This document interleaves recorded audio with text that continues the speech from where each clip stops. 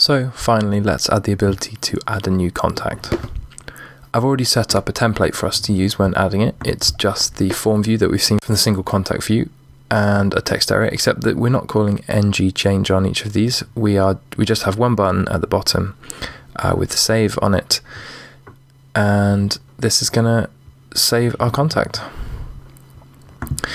The next thing we need to do is add a link back to the page where we can add a contact. So the URL of that is /add, and we'll say add a new contact and then close off that.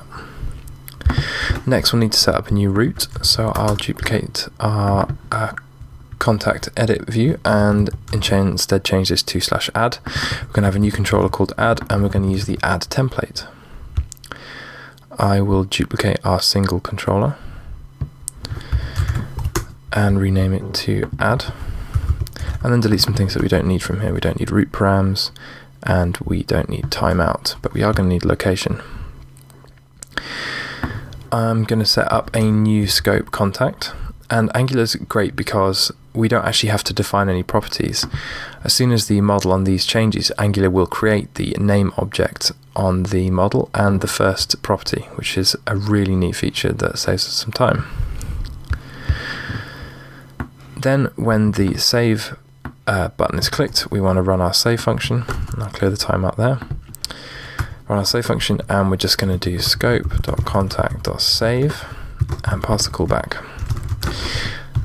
Just a reminder, save needs $1 there.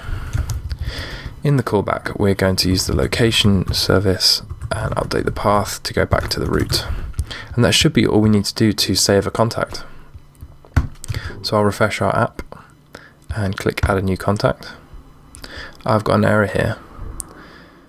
Object resource has no method push. I've not seen that before.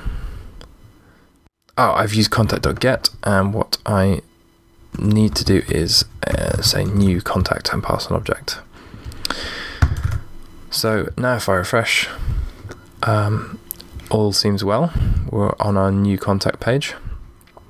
I'll call them Joe Blogs and give them an email, joe@blogs.com, and save the user, and we get back to the list page, and you can see Joe Blogs is there, and I can jump in and edit Joe, and we have a nicely generated URL. Give him a number and some notes, and then head back to the list, and Joe's number's been updated.